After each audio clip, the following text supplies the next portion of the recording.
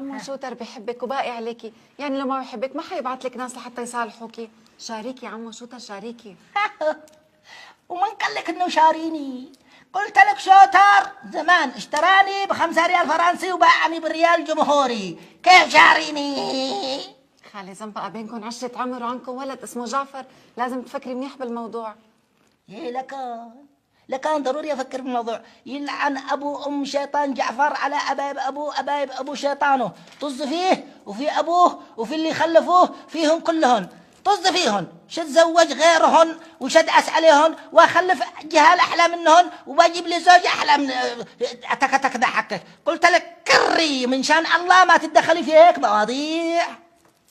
يا خالي زنبقة معقول بتهون عليك العشرة؟ لا، أي عشرة تتكلمي عليها؟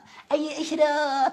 قلت لك شوفي، احتراما لذي المكان واحتراما لذي الموقع رجال لا تتدخلي. وبعدين جلسة انصحي نفسك وشوفي روري حقك ذا، ها احلق يدكني في الأخير ولك راح يضربك وراح يدعسك وراح يهين كرامتك وراح يطلقك ويطردك مثل سمعتي؟ وبعدين في الأخير مالنا غيرك يا الله. والله لو تدعي الجيش الحر كله ما حد يغير عليك ولا يفرح. ذا ابن اخوي وانا اعرفه، يعرفه كلهم خونه، لا تتدخلي رجال. لا يا خالي زنبقة أنا بعرف نوري كتير منيح مثل ما أنت بتعرفيه، مستحيل يعمل هيك شيء. حتى شوتر كنت اقول مستحيل يعمل هيك، طلعوا كلهم خونه ولك عليهم اثنين. انا قلت نصيحتي وخلاص.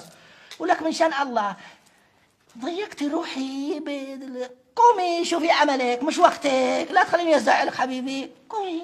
المهم يا خالي زنبقة أنت فكري كتير منيح بالموضوع، ماشي؟ تماس،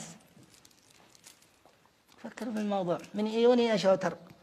من اني خطة ها 101 وترسل لي ذول المخاطيف، لا راحت لك يا شوتر فان امك. انا شوريك كيف الخطط. هي حج حمودي.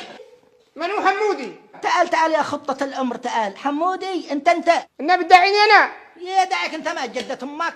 اهلا وسهلا بخطة المستقبل.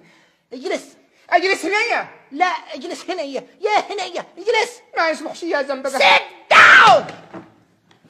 وساخة لما كنت تسمع كلمة مني كنت امزح معك يا نخس النخوس. اهلا وسهلا